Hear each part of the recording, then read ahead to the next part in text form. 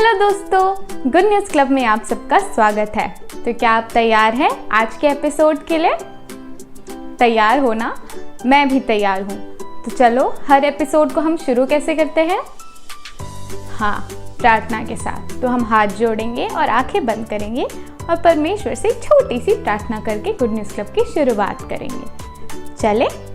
चलो आंखें बंद करें सब। बंद हुई? हाँ, बंद हो गई। चलो। प्यारे पिता परमेश्वर, हम आपका धन्यवाद देते हैं इस खूबसूरत दिन के लिए।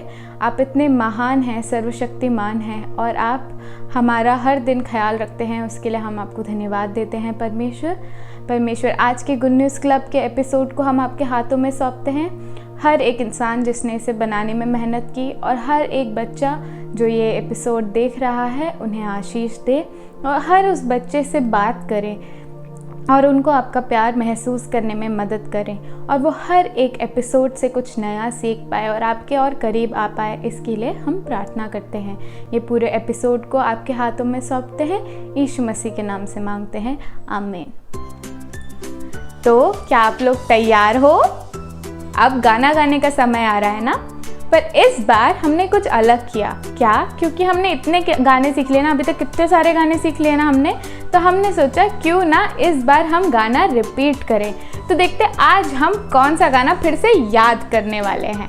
तो इस बार क्योंकि हम उसे पहले ही सुन चुके हैं, तो आप सब भी साथ में ज़ोर से जोश में गाना, ठीक है? तो जाके देखते हैं आज कौन सा गाना है। चले?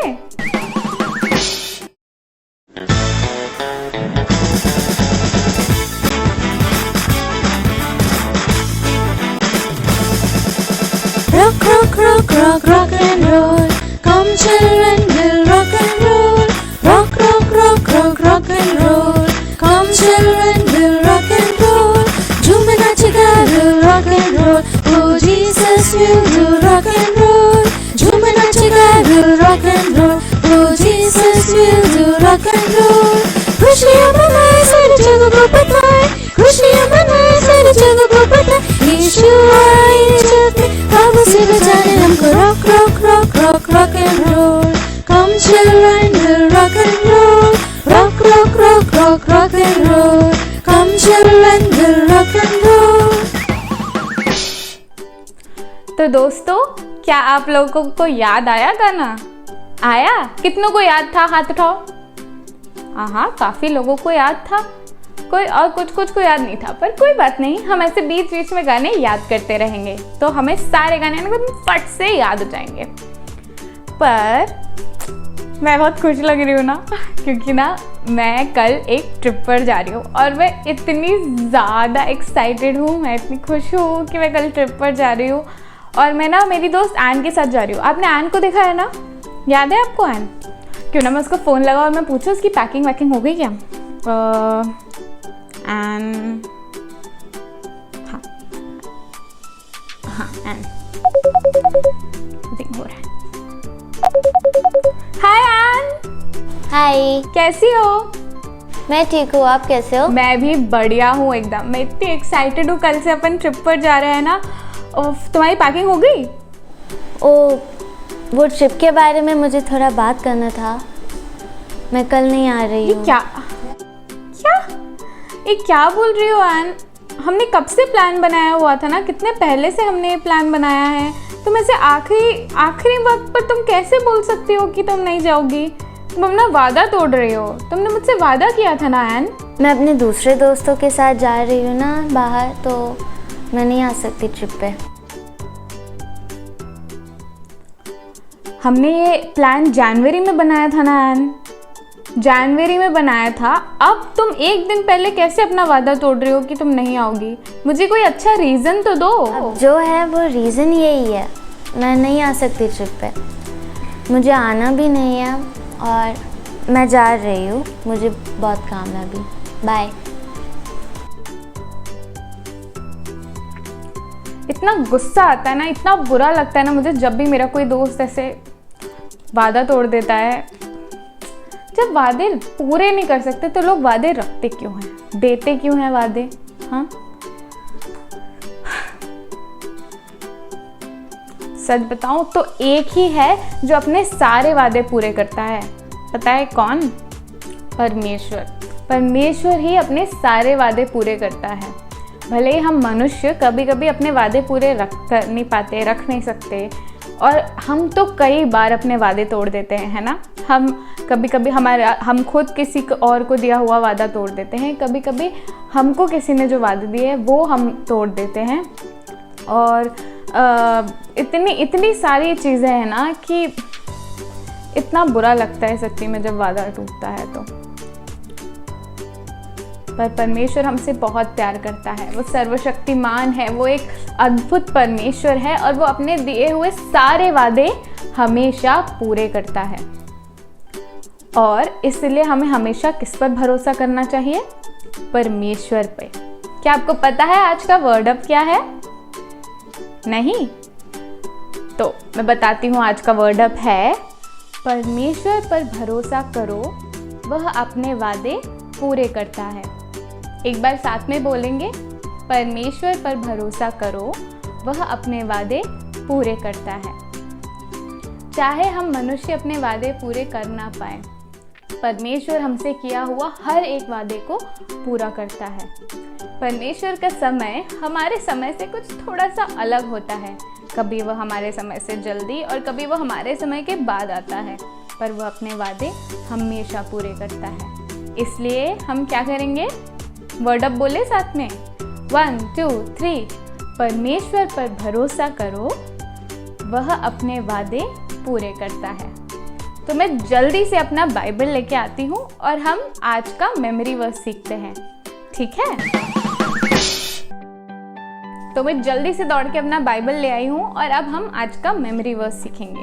तो आज का मेमोरी वर्स इफिसियों की पुस्तक से लिया गया है, ठीक है? वो भी बाइबल में एक पुस्तक है, इफिसियों।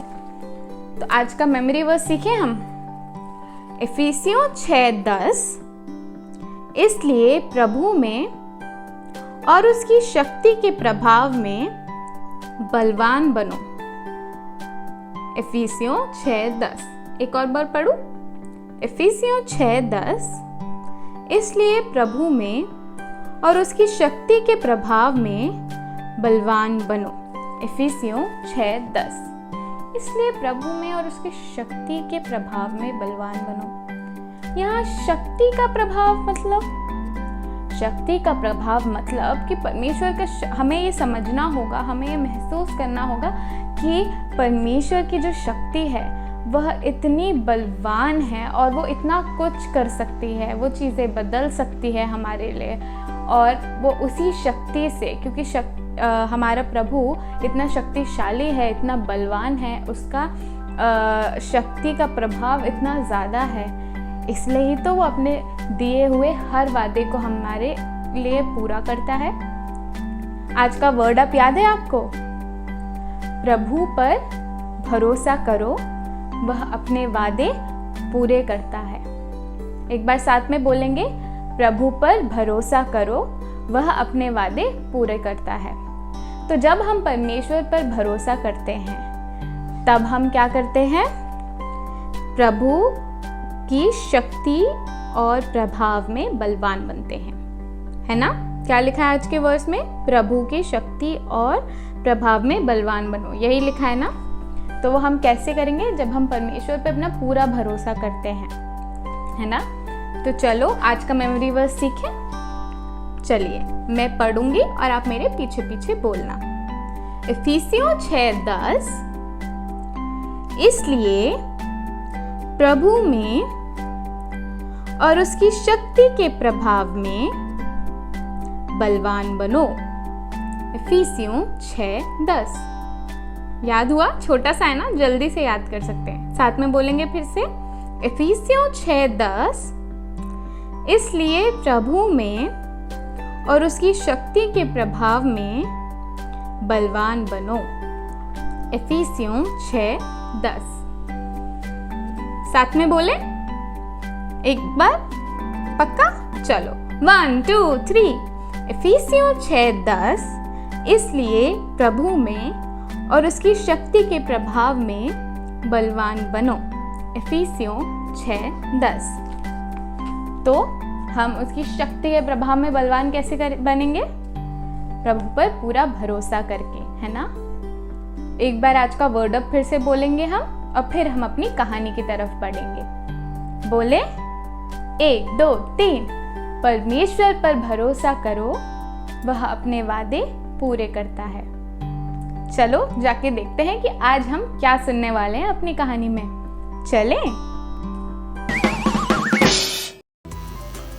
सब लोग डर रहे थे। कुछ लोगों ने चिल्लाया, हम सब मर जाएंगे, हम सब मर जाएंगे। बच्चों, कौन है ये लोग? क्यों ऐसा बोल रहे थे? क्यों डर गए थे? आखिर हुआ क्या? आज के कहानी द्वारा आज हम सुनेंगे। परमेश्वर ने पौलुस के दिल में ऐसा एक बड़ी इच्छा डाल दिया कि वो दूसरों को यीशु का सुसमाचार सुनाए और आत्माओं को यीशु के लिए जीते। इसके लिए वो अलग अलग देशों में जाकर प्रभु का सुसमाचार सुनाते थे। कुछ दिनों के बाद पौलुस एथेंस में आया। उसने कहा, मुझे कुछ और स्थानों पर जाना है, फिर मुझे रोम को जाना है। पौलुस जानता था कि रोम के लोगों को भी यीशु के विषय में सुनने की आवश्यकता है। उस समय रोम संसार में सबसे महत्वपूर्ण शहर था। रोमी साम्राज्य के सबसे शक्तिशाली शासक कैसर था। पौलुस के जाने के लिए यह खतरनाक स्थान हो सकता था, परंतु पौलुस रोम के लोगों से प्यार करता था और उन्हें यीशु के विषय में बताना चाहता था। वो जानता था कि परमेश्वर पवित्र आत्मा उसे संभालेगा, परंतु पौलुस के रोम पहुंचने में बहुत समय लगा। पौलुस जहाँ जहाँ गए उसने लोगों को सुसमाचार सुनाया। यीशु का सुसमाचार आपके लिए भी है। यीशु परमेश्वर का इकलौता पुत्र है, वह परमेश्वर है और वह संसार की उत्पत्ति के पहले से ही है। परमेश्वर ने पूरे संसार को और जो इसमें है वो सबको बनाया। उसने सब प्राणियों को बनाया, आपको और मुझको भी। परंतु पहले लोगों ने परमेश्वर के विरोध में जाने का निर्णय लिया और इस तरह पाप संसार में आया।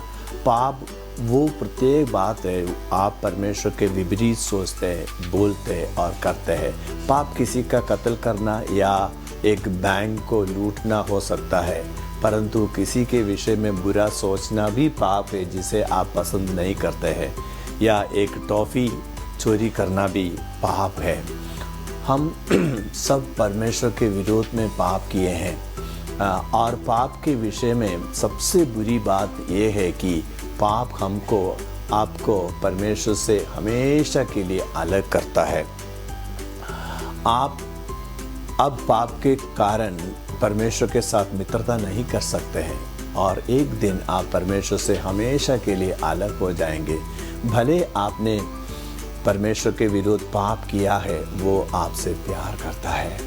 भजन संहिता 118 का 1 में लिखा है,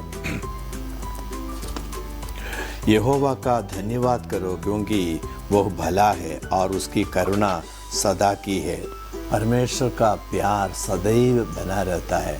परमेश्वर का प्यार इतना महान है कि उसने आपके पाप की क्षमा करने के लिए एक मार्ग तैयार किया। परमेश्वर का पुत्र यीशु वो मार्ग है। लगभग 2000 साल पहले यीशु स्वर्ग से पृथ्वी पर आया। यीशु ने कभी कुछ गलत नहीं किया, परंतु कुछ बुरे लोगों ने उसे गिरफ्तार किया और उसे मारने के लिए सलीब पर लटका दिया। यीशु उन्हें रोक सकता था, परंतु उसने उसे मारने दिया, क्योंकि वो जानता था कि इसी तरह मैं और आप पाप के दंड से बचाए जा सकते हैं और परमेश्वर के साथ मित्रता कर सकते हैं। परमेश्वर का वचन कहता है, पहला पतरस 3:18 में लिखा है, इसलिए कि मसीह ने भी अर्थात अधर्मियों के लिए धर्मी ने पापों के कारण एक बार दुख उठाया ताकि हमें परमेश्वर के पास पहुंचाए। तो इसमें लिखा है परमेश्वर ने अधर्मियों के लिए, हम सब के लिए, आपके लिए, मेरे लिए अपना जान दे दिया। पौलुस यीशु के सुसमाचार को रोम में बांटना चाहता था, परंतु वो अभी तक ऐसा नहीं कर पाया था। रोम जाने के बजाय पौलुस अभी यरूशलेम में आया। जब पौलुस यरूशलेम में आकर सुसमाचार का प्रचार कर रहा था, लेकिन यहूदी लोग उसके कारण क्रोधित थे, गुस्से में थे। उन्होंने उसे लोगों को यीशु के विषय में बताने के कारण गिरफ्तार किया। लेकिन उस दिन पौलुस को एक विशेष अतिथि मिलने के लिए आया। प्रभु यीशु उस पर प्रकट हुआ और कहा, प्रेरितों के काम 23:11 में लिखा है, मैं पढ़ के सुनाना चाहता हूँ। उसी रात प्रभु ने उसके पास खड़े होकर कहा, हे पौलुस, ढाढ़स बांध, क्योंकि जैसी तूने यरूशलेम में मेरी गवाही दी, वैसे ही तुझे रोम में भी गवाही देनी होगी। वाह, परमेश्वर ने एक वादा किया उनसे। मतलब परमेश्वर चाहता था पौलुस रोम को जाए। पौलुस को यरूशलेम में सुनवाई के लिए रखा गया था। उससे कहा गया कि वो कैसर के सामने जाकर अपने केस को रखे। पौलुस 2 साल तक कैदी था और वो रोम जाने का लिए प्रतीक्षा कर रहा था, परंतु परमेश्वर ने अपनी प्रतिज्ञा को भूला नहीं।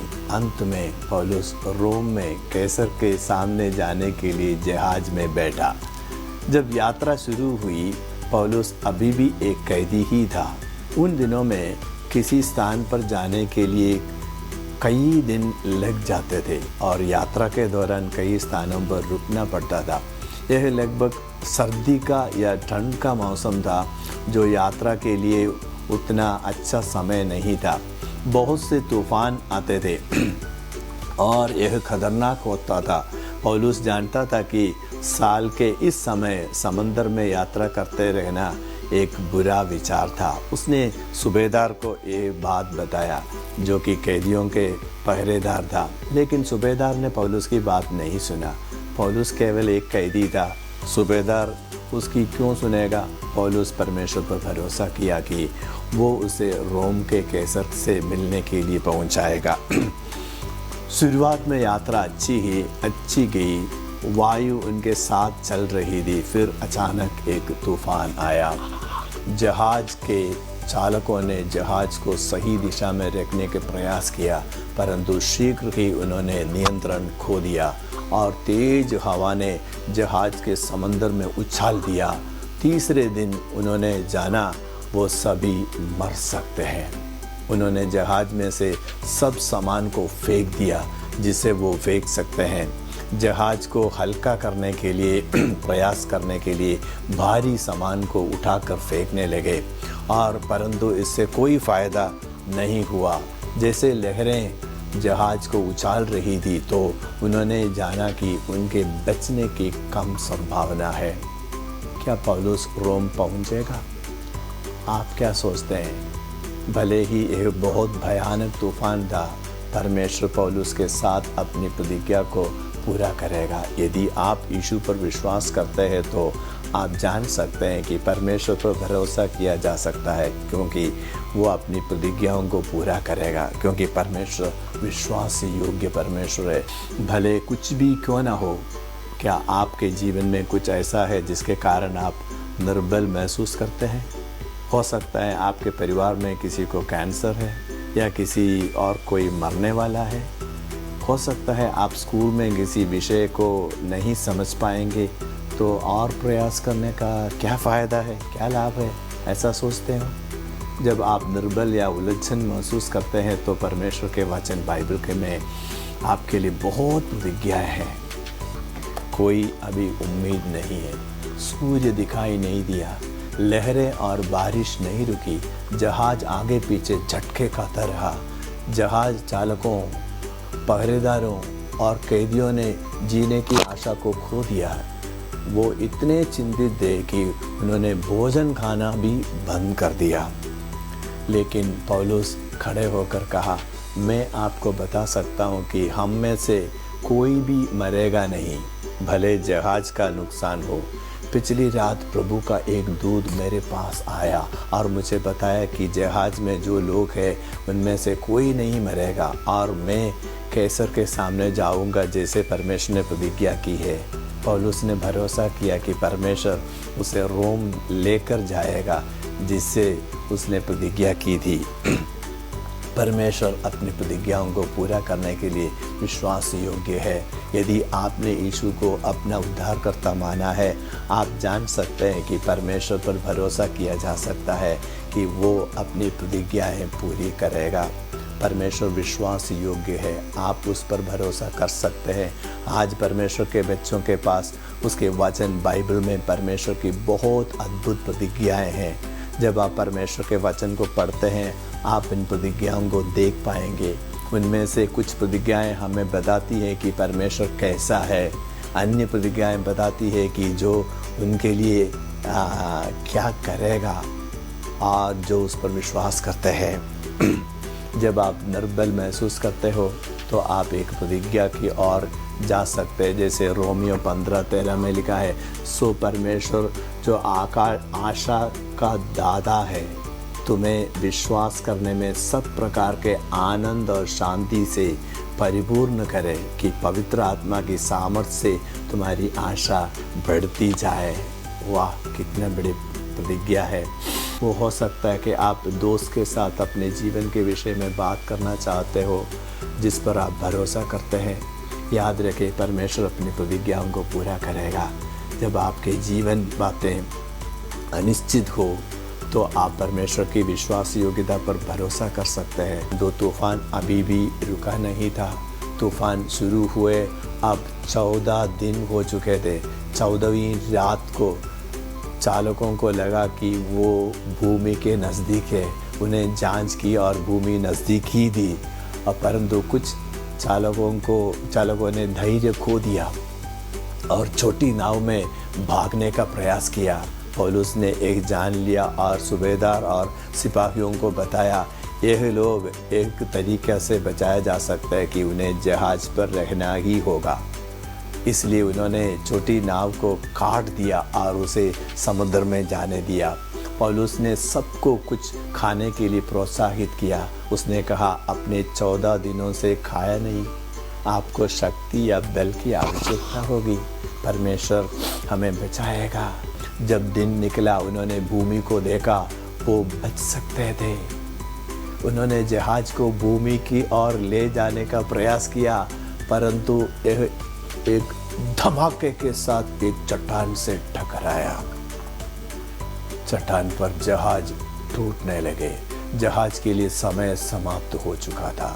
सिपाही सभी कैदियों को मारना चाहते थे ताकि कोई भाग न जाए, परंतु सूबेदार ने उन्हें ऐसा न करने का आदेश दिया क्योंकि वो पौलुस का जीवन बचाना चाहता था। सूबेदार ने आदेश दिया, जो कोई तैरना जानता है वो छलांग लगाए और किनारे तक तैरता हुआ जाए। यदि आप तैर नहीं सकते हैं तो एक लकड़ी को पकड़ो और इस तरह अपने आप को बचाओ। लोगों ने वही किया जो सूबेदार ने कहा था, और जहाज के सभी 270 लोग किनारे तक सुरक्षित पहुंच गए। परमेश्वर ने सबको सुरक्षित रखने की अपनी प्रतिज्ञा को पूरा किया। उन्होंने जाना कि वो माल्टा टापू पर है। लोगों ने उनका स्वागत किया और उनकी आवश्यकताओं को पूरा किया। पौलुस ने माल्टा के लोगों को यीशु के विषय में बताया और परमेश्वर ने बीमारों को चंगा करने के लिए पौलुस को इस्तेमाल किया। अंत में 3 महीने के बाद पौलुस को और जहाज पर जा पाया। परमेश्वर ने अपनी प्रतिज्ञा पूरी की और पौलुस रोम में पहुंच गया। आइए हम खुशी मनाएं क्योंकि पौलुस रोम में सुरक्षित पहुंच गया। परमेश्वर आपके साथ भी अपनी प्रतिज्ञाएं पूरी करता है। यदि आपने यीशु पर विश्वास किया है, फिर आप जब प्रतिदिन परमेश्वर का वचन पढ़ते हैं तो आप उन प्रतिज्ञाओं को देख सकते हैं जो बताते हैं कि परमेश्वर कौन है और वो आपके जीवन में क्या करेगा। जब आप निर्बल या घबराए हुए या अचंभित महसूस करते हैं कि क्या मेरे जीवन में परमेश्वर काम कर रहा है, तो उसका वचन पढ़ें और याद रखें कि वो अपनी प्रतिज्ञाओं को पूरा करने के लिए विश्वास योग्य परमेश्वर है। जब आप इस सप्ताह परमेश्वर के वचन को पढ़ते हुए समय बिताते हैं तो आप परमेश्वर की और प्रतिज्ञाओं को लिए देख सकते हैं। उन्हें लिख ले एक कागज़ में। परमेश्वर की सबसे बड़ी प्रतिज्ञा उन लोगों को आनंद जीवन देने की है जो यीशु पर विश्वास करते हैं। यीशु सलीब पर मारा गया और फिर जीवित हुआ ताकि आप अपने पापों से क्षमा प्राप्त करें और परमेश्वर के साथ आपकी विशेष मित्रता हो। यीशु का सुसमाचार आपके लिए है। यूहन्ना 3:16 में लिखा है, क्योंकि परमेश्वर ने जगत से ऐसा प्रेम रखा कि उसने अपना इकलौता पुत्र दे दिया ताकि जो कोई उस पर विश्वास करे वो नाश ना हो परंतु आनंद जीवन पाए। परमेश्वर ने आपसे इतना प्यार करता है कि उसने अपना इकलौता और पवित्र बेटा यीशु को आपके लिए मारे जाने के लिए भेजा।